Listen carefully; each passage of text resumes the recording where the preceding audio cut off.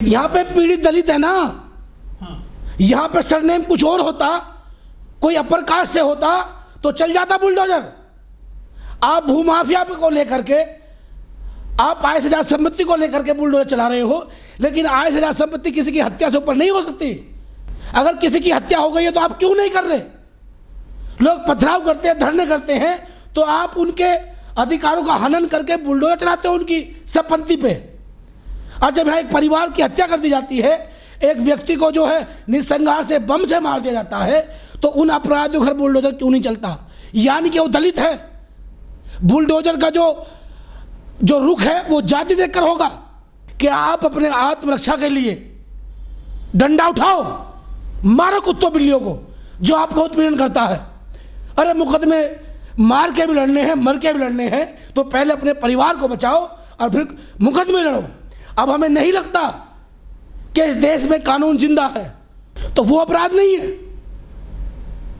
जिसकी माँ, जिसकी बहन बिलख रही है इंसाफ के लिए, जिसके नीचे बम लगा दिया गया, उन्नाव में पीटा गया, उनका क्या? उनके लिए कौन लड़ेगा? उनके घर पे बुलडोजर क्यों नहीं चल रहा? जवाब दे योगी आदित्यनाथ मुख्यमंत्री। हालांकि राजस्थान की जो घटना है वो दर्दनाक है। इस देश में कानून है, संविधान है। अगर कोई गलत करता है तो उसके लिए पुलिस है, कोर्ट है, जेलें हैं। किसी की नाड़ काटने से किसी को न्याय नहीं मिलता। लेकिन जिस तरीके से उसी दौरान लखनऊ में जो है एक दलित परिवार के खाट के नीचे बम लगा करके उसको उड़ा दिया जाता है, लेकिन एक मैनिस मीडिया राजस्थान की घटना तो दिखा रही है, लेकिन उस दलित परिवार की घटना नहीं दिखा रही जिसके खाट के नीचे हथगोला लगा करके बम लगा कर उसको उड़ा दिया जाता है। तो इस घटना से यह साबित होता है कि जात पात की तो राजनीति की जा सकती है, हिंदू मुस्लिम तो किया जा सकता है, लेकिन एक उस वर्ग का आज भी मान सम्मान वापस लौट कर नहीं आया जिसके लिए अटल जी ने जो है लाल किले पर झंडा फहराकर ये कहा था कि दलित जो है वो वर्ग है जिसको आज भी आरक्षण में उसको ऊपर उभारने की जरूरत है। और उसके बाद उसी लाल किले से नरेंद्र मोदी जी ने कहा था कि मुझे मत मारो, मेरे दलित भाइयों को मत मारो, मुझे मार लो।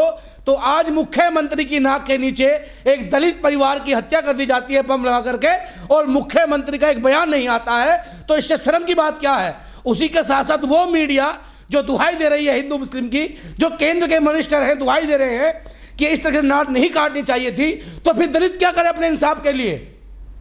मैं किसी का पक्षकार नहीं हूं जो अपराधी है, लेकिन जब किसी को तुम न्याय नहीं दोगे तो कौन विश्वास करेगा पुलिस पे? कौन विश्वास करेगा कोर्ट पे? कौन विश्वास करेगा चुनी हुई जो चुनकर सरकार आती है कि ये हमारे नुमाइंदगी करेंगे? क्या गलती थी उस परिवार की? कल को उसके परिवार का व्यक्ति अपने हाथ में हथियार उठा लेता है और बदला लेता है, तो फिर तुम क्या कहोगे? तो आप तो यही चाहते हो ना जो 80 के 90 के दशक में फूलन देवी ने किया कि दलित को अपने हाथ सम्मान के लिए हथियार उठाना पड़े, और फिर उसे आप कहोगे कि वो नक्सलाइट है।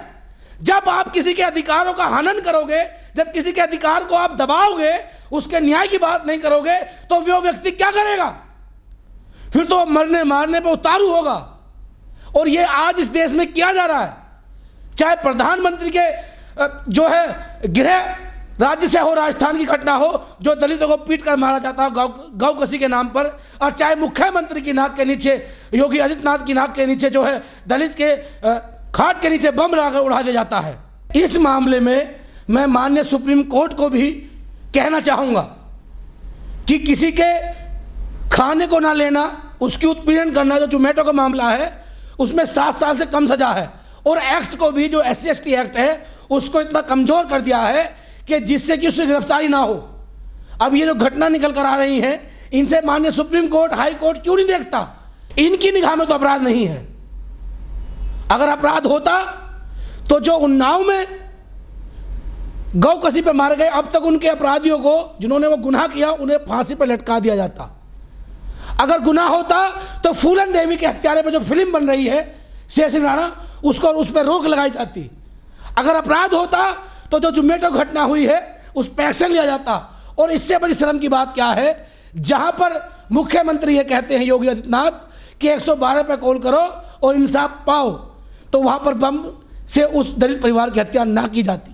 वो तो वो गुलाम हैं जो 84 विधायक हैं, चाहे 131 MP हैं, कि वो पार्टी की गुलामी कर रहे हैं, वो आरक्षण का लाभ ले रहे हैं, लेकिन बाबा साहब के मूवमेंट या बाबा साहब के अनुयायियों की रक्षा नहीं कर रहे हैं। अगर ये लोग इतने खुदगर्ज होते, इतने ईमानदार होते समाज के लिए, तो जो महाराष्ट्र में आज हुआ है, शिंदे ने किया, मैं उसकी पक्षदारी नहीं करता, तो ये कब का उत्तर प्रदेश व केंद्र में हो जाता। इतनी संख्या है दलितों के MPओं की, मजबूरी है लोगों की, लेकिन इस मजबूरी में इतना ना फंसे तो समाज का उत्पीड़न हो। और मैं तो कितनी बार कहा है कि जो MP MLA आपका काम नहीं करता है, उसको जूता निकाल करके ठीक करने का काम करें। अब आप अपने चमड़े के जूते में इतना दम पैदा कर लें कि जो तुम्हारा उत्पीड़न करेगा उसका इलाज करें। अपराधी कोई भी है, चाहे वो इसमें मुस्लिम है, SC है, या कोई भी कास्ट से है, उससे फर्क नहीं पड़ता। अपराधी अपराधी है, लेकिन अपराधी की जाति देख करके न्याय नहीं देना चाहिए कि कोई मुस्लिम है, दलित है तो बुलडोजर चला दो, और कोई और है तो उस पर बुलडोजर मत चलाओ। हमारे नेता नकारा है, इसलिए हमारी कोई कार्रवाई नहीं होती। 2 तारीख का आंदोलन किसी नेता ने नहीं लड़ा, समाज ने लड़ा, इसलिए वो हाईलाइट हो गया। अगर हमारे नेता ठीक हों, जैसे उनके नेता ठीक हैं, तो हिम्मत नहीं है कि कोई हमारे समाज को, हमारी बहन बेटी को आंख भर के भी देख ले। जब ऐसे नकारा नेता समाज में पैदा हो जाएंगे, जैसा आपने कहा कि 84 विधायक उत्तर प्रदेश में हैं, 131 MP दिल्ली में बैठे हैं, लेकिन बोलने को तैयार नहीं है।